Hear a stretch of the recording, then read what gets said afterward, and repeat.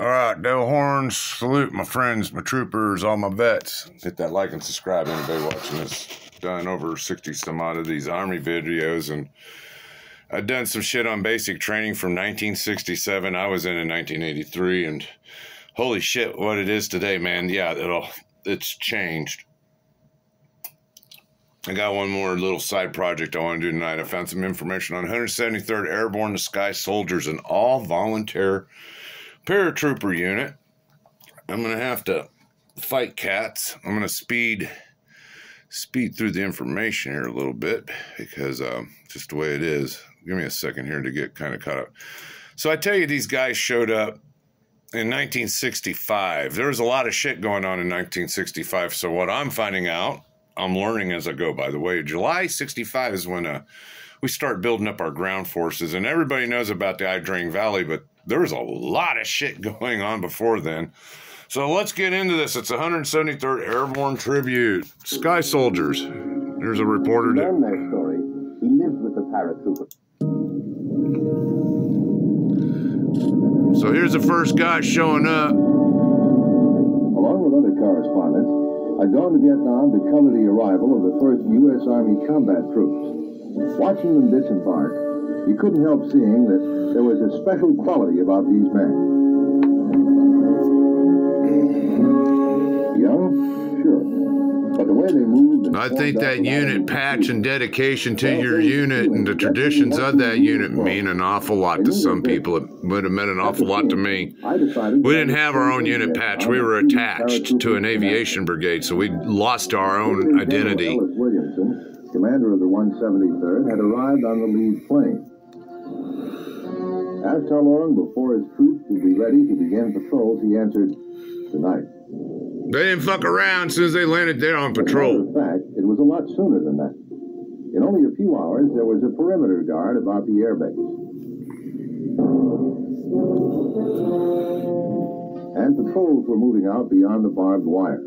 It was the first time in more than a year that any troops had made extended patrols outside the area. So 1965, 173rd Airborne, Vietnam, hoo-ah, Sky Soldiers. Besides setting up brigade headquarters at Ben Hoa, a task force was landed at Vung Tau. It consisted of an infantry. I got bad gear, bad focus, bad sound, just like the gear we got handed down to. Ben Hoa. A few days later, the rest of the brigade's personnel and equipment arrived by sea. First guys land in on C-130s, the rest show up on a boat. They proceeded by road convoy to Ben Hoa. Ben Hoa. Now, with all of its men and equipment, the 173rd was set to get rolling. At the same time, the armor troops and the cavalry were making a show of force on the network of roads and conducting reconnaissance.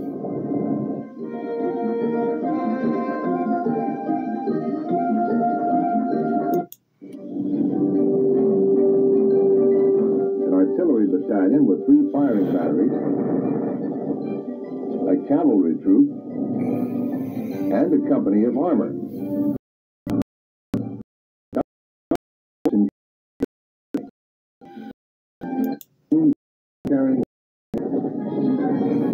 Again, I got to speed through it. It's a 29 video on bootlegging. I don't make a dime doing this, by the way. I do it for free. I want to pay tribute to my vets, to my Vietnam brothers out there who were before us. With the Ben Hoa area made secure, large-scale attacks against the enemy were mounted.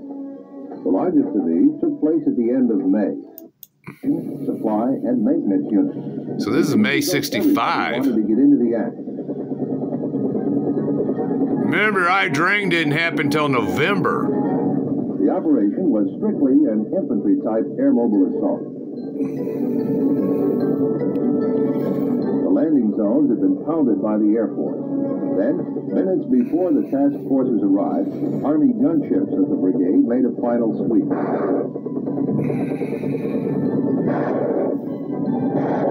The gunship platoon, nicknamed the Cowboys from their radio call sign, softened up the landing zones, or LZ.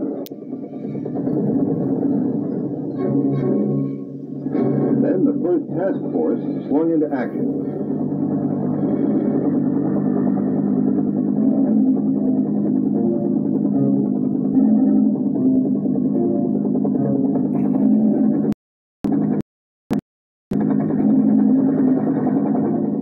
It was made up of cavalry, engineers, so the operation got underway quickly and efficiently. You had to be impressed. Young as they were, these men moved like veterans, like pros with years of experience. Officers and enlisted men all worked. Don't you love that patch there? Yeah, it means a lot, man. That unit pride there. There must be a good reason. I hadn't yet discovered just what it was. We got cats in the wire. Cats in the wire. That's right. I got cats in my wire tonight. Enemy resistance.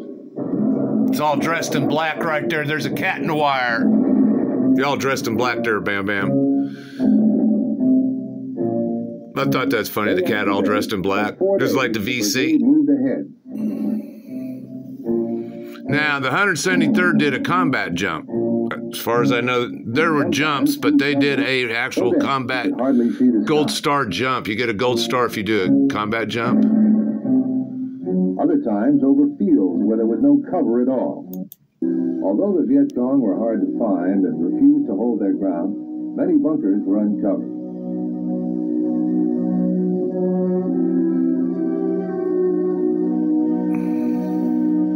Viet Cong base camps were rendered useless, and the supplies captured to distribute to local villagers.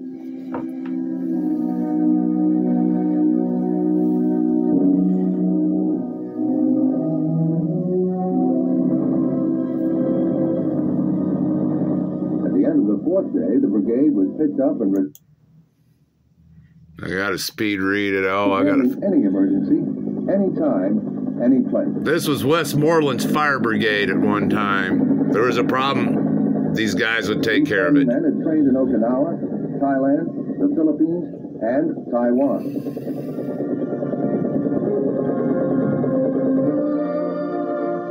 Their jungle skills had been honed razor sharp, and every last one was a qualified jumper. And in many areas, the Sky Soldiers rooted them out.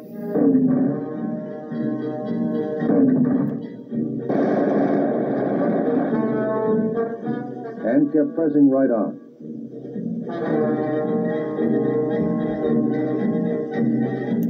Battalion.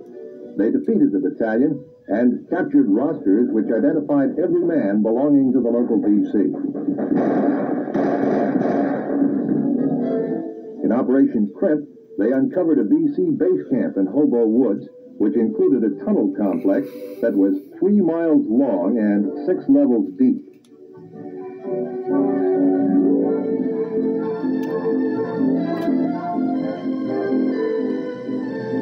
Operation followed operation. Dexter, Yorktown, Aurora 1, Aurora 2, Hardyhood, and Toledo, with little or no break between operations. And Junction City was probably the most famous that they took part in. It's one that always pops up in the history books. The Viet Cong avoided full contact.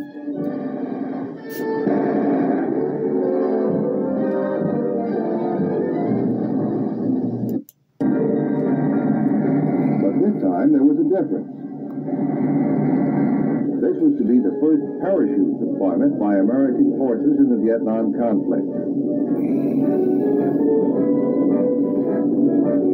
The planes are bigger and faster today, but this is how it must have been when the old 503rd parachuted down on Corregidor in World War II. There we go. The combat jump into Nam. Is with the men of the 173rd. No one hesitates. Each one is raring to go.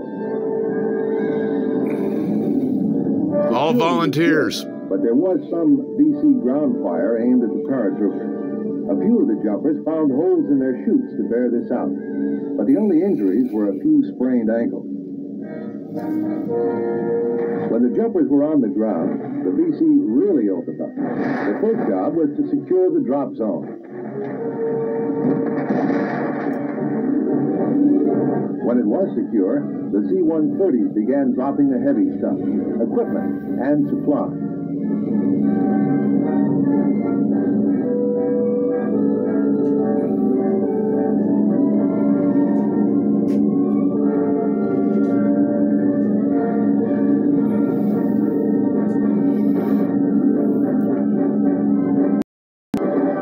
Operation Junction City was the biggest in Vietnam up to that time.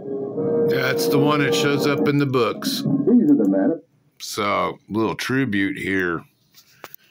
One thing that the Army propaganda video fails to mention is that in June 1967, Alpha Company of the 173rd Airborne, I don't know who or what it was attached to, got totally wiped out.